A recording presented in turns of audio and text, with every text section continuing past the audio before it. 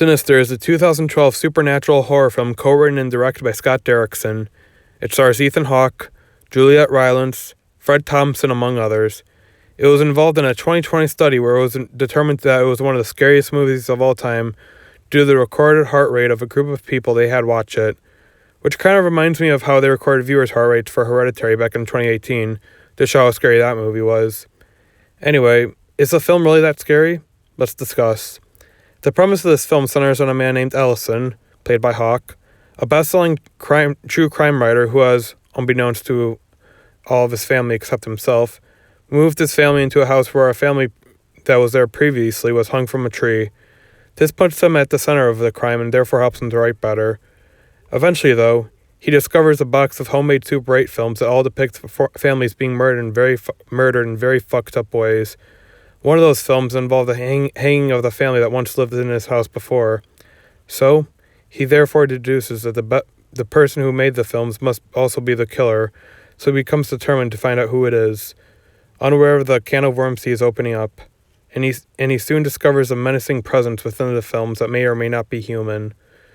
I was impressed with the way this premise played out.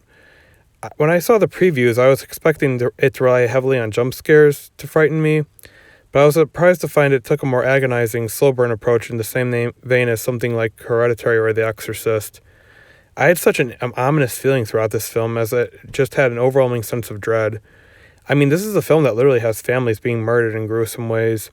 Having something as innocent as a family being thrown into a situation like that is such an unnerving thing to even think about. And the fact that the killer recorded it only adds to how terrifyingly sadistic this movie truly is. I give premise an A+. It truly did play out in such an unnerving way. Next is acting. I have not seen a lot of movies with Ethan Hawke, just The Black Phone and The Purge are the ones I can think of. But his performance in this was pretty damn good. I am not a true crime writer, but I did write a novel that does involve some fairly graphic content, sexual assault being the most notable one. I was never raped before, so I started reading stories from survivors and looking up the effects of it to help get an idea for the story that I was writing. But I had read so much into it that I kind of,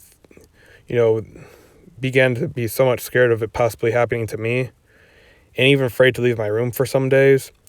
I'd also have these aches simply because of how horrible I felt for these victims, so I can more than understand the drastic effect these tapes have had on Ellison's psyche, and Hawke's performance more than shows that. Because of his constant exposure to that horrible shit, he starts to heavily drink to cope with the effects it is having on him, and I actually started to become depressed myself when I researched all that stuff for my story.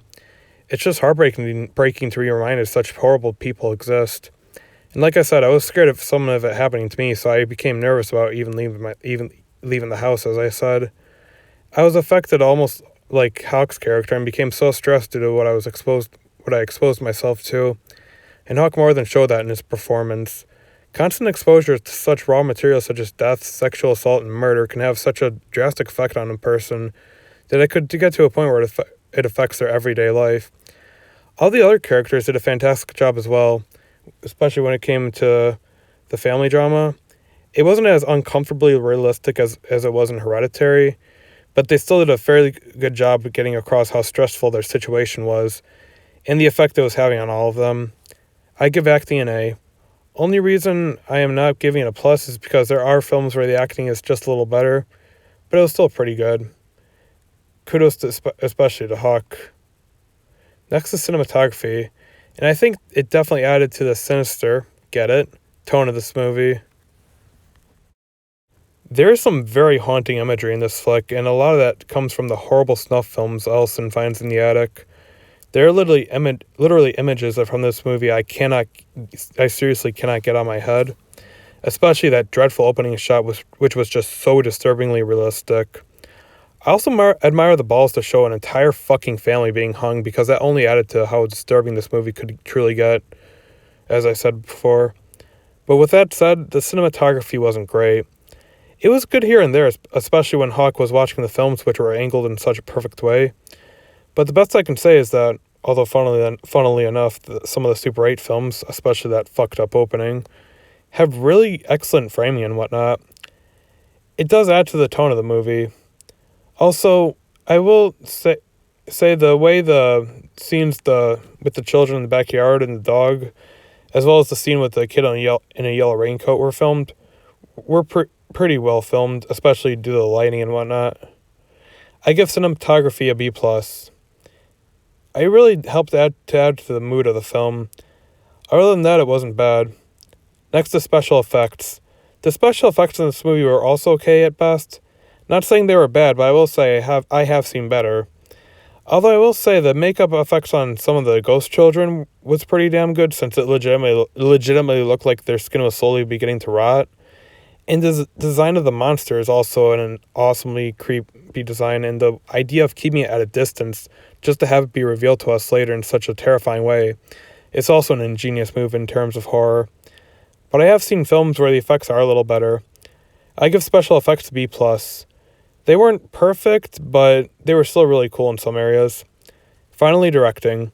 This film had such a slow burn approach, as I said, and the way the film progresses definitely kept me on edge, since it felt like I was discovering all this horrible shit with Ethan Hawke's character, that I even had the same reaction to it as he did in some areas. There were quite a few jump scares in this movie, but the overall tone was not affected. In fact, the lingering moments in the movie would sometimes help build up to a jump scare, thus making them more effective. Also, the direction Scott took with this movie just gave me an overwhelming sense of dread, not only because of the malevolent tone, but how far he was willing to go. I give directing an A. Pretty good, but I will say it might have been more effective if the jump scares, as effective as they were toned back a bit to help add to the eerie tone mood of the film. Overall, Sinister is a surprisingly horrifying film that will have you dripping in suspense as you start to wonder, along with Ethan Hawke's character, who exactly killed these people, why they recorded their crimes, and why they left them in the attic for his character to discover.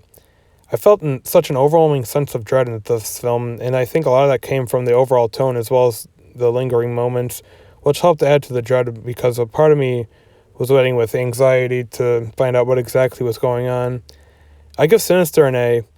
Although I have seen better horror movies, this still managed to be pretty fucking creepy, which surprised me since I thought it would take the easy route of scaring me by giving me constant jump scares, but instead it actually gave me something that managed to stay with me for a bit. Thank you for watching, don't forget to like and sub for more content.